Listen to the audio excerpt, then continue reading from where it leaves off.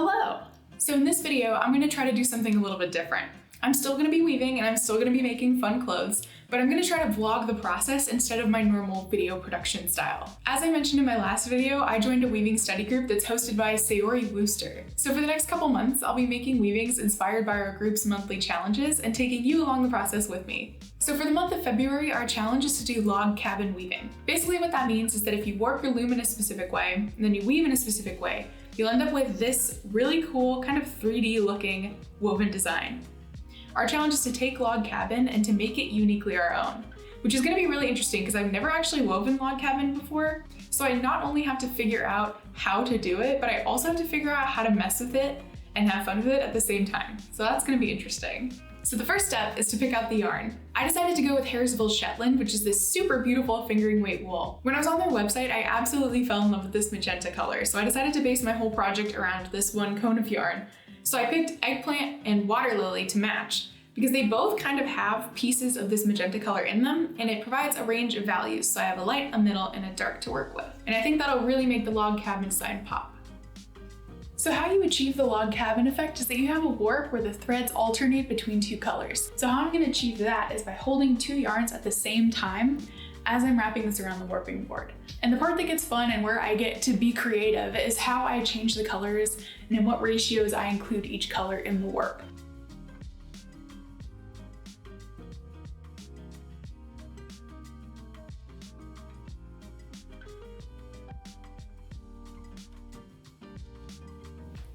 We're done. I don't really know what I did. I kind of just winged it and had fun changing colors kind of whenever I felt like it.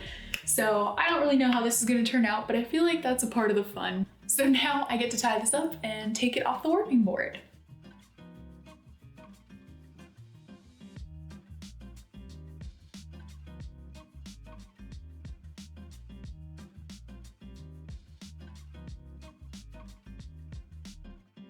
It's a new day, I have a new spotted dress, and today we're gonna put the warp on the loom.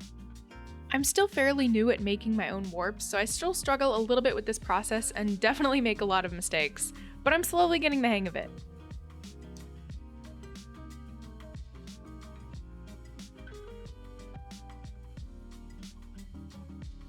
The next step is to thread the loom, and because I'm doing log cabin weaving, I need to organize all of these yarns into a really specific pattern. This is kind of hard to explain, but basically I have to alternate my threads like this. A, B, A, B, A, B, B, A, B, A, B, A, and so on. When I was threading my loom with this design, I kept things mostly consistent, but every now and then I made some repeated sections larger and some smaller just to give my fabric a little more interest. I hope that made sense. If not, log cabin is a really popular traditional weaving design, so there are plenty of resources if you'd like to learn more about it from someone who isn't making a total overcomplicated mess of it.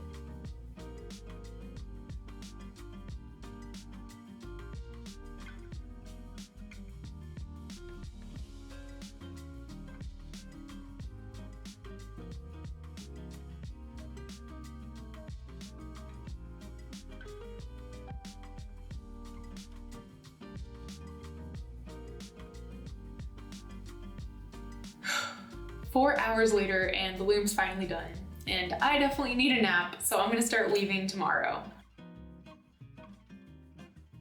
It's finally weaving day, but before I can get started, I need to wind some bobbins. For this project, I'm keeping things simple by only using the same 3 cones of Haresville Shetland.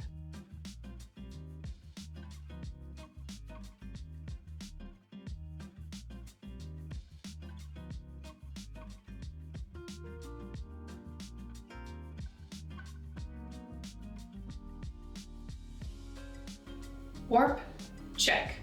Bobbins, check. Shuttles, check. We're good to go. And now we get to see if I successfully made a log cabin warp. Right now it's definitely looking more like a plaid, but I'm hoping as I start weaving that log cabin pattern is gonna start showing up. I hope. So the first thing I did was just weave a couple rows with the darkest purple yarn, and I did that to even out my warp threads. Now I'm gonna attempt to do the log cabin. So basically what I need to do is weave in the same pattern that my warp threads are organized in. So that AB, AB, BA, BA, kind of alternating pattern, I'm going to do that with 2 shuttles.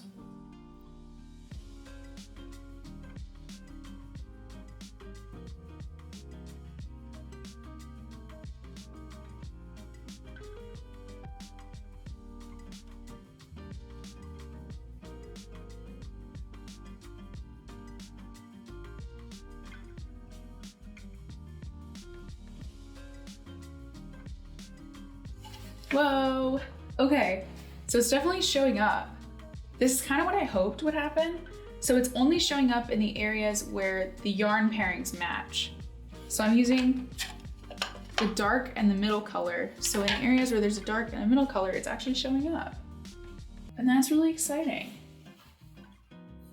Okay, I feel better about this. In these time lapses, you'll see me weaving with that log cabin pattern, but also just kind of doing whatever I want. Traditionally, log cabin weaving is precise, calculated, and consistently repeated, which can produce some really beautiful fabrics. For this project, I'm just taking the basics of the log cabin pattern, but not following it as strictly as a traditional weaver would. My warp is filled with random impulsive decisions, my threading is filled with random impulsive decisions, and my weaving is also totally random and impulsive. The only limitation that I've set for myself is my choice to use only 3 solid colored yarns, which I've kept consistent to let the other aspects of the design pop. I have absolutely no idea how this fabric is going to turn out, because besides these 3 colors, I didn't plan a single thing. And even though not planning can sometimes result in technical mistakes that make me want to throw my loom out the window, I think embracing impulsivity is totally worth it because the unexpected results can be so exciting and lead to totally new creative adventures.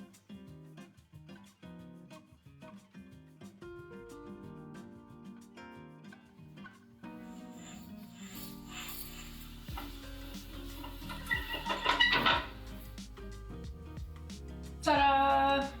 It's finally done! The next step is to cut the fabric off the loom, which is one of my favorite parts of this whole process because it's just so satisfying. I then tied the fringes so the fabric wouldn't unweave itself. Then I soaked the fabric in a bucket of hot water and eucalyptus wool wash. I agitated the bath to encourage the fabric to tighten and shrink a bit. I then let the fabric air dry overnight. The next morning, I tried to take pictures of my log cabin fabric to share with my online study group, but for some reason, this was much more challenging than I expected. How am I supposed to photograph my fabric like this? I can't even put this on the ground. Eventually, after wrestling with my fabric for quite a while, I got some photos that I was happy with.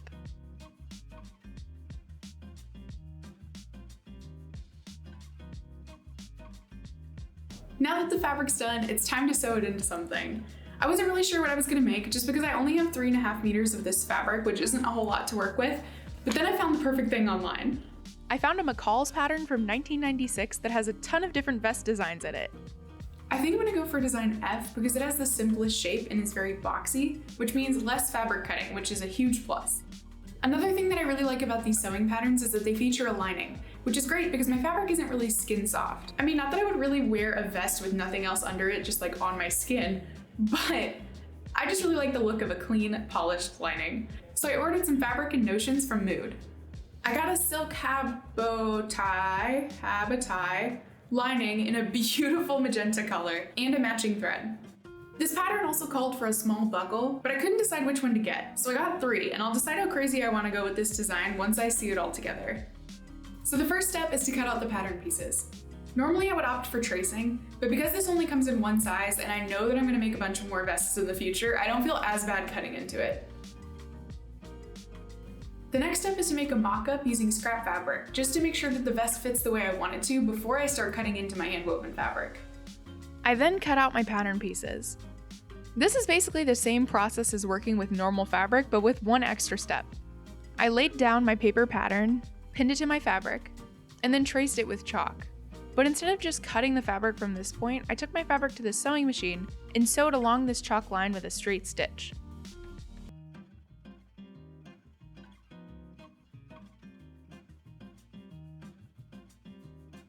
I then cut out my fabric just outside this stitched line.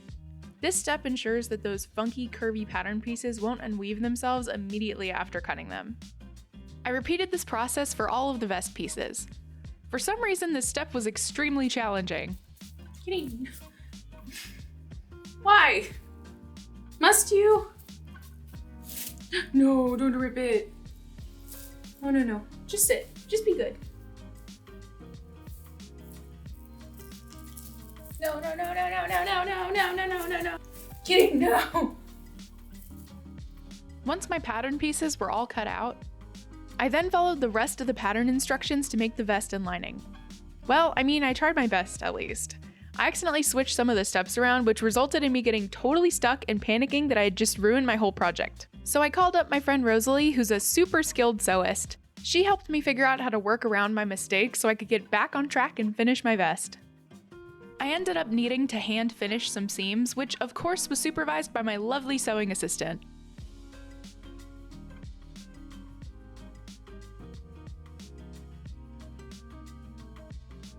And here's how the vest turned out. My amazingly encouraging little sister helped me shoot this part of the video. Smize. Oh!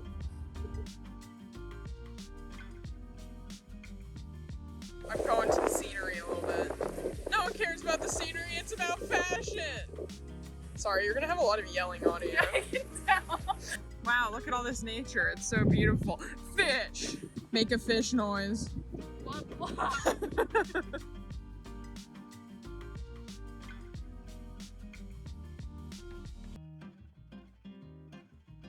Open! Oh yes! Now put it back, no one needs to see it. Now show it to me. Oh, it's a secret, put it away, shh! I'm honestly really happy with this project, and even though I struggled with basically every step of this process, I'm really proud of myself for pushing myself out of my comfort zone. If you've stuck around this long in the video, I just wanted to say thank you. And if you'd like to see more of my weaving adventures, don't forget to click that subscribe button.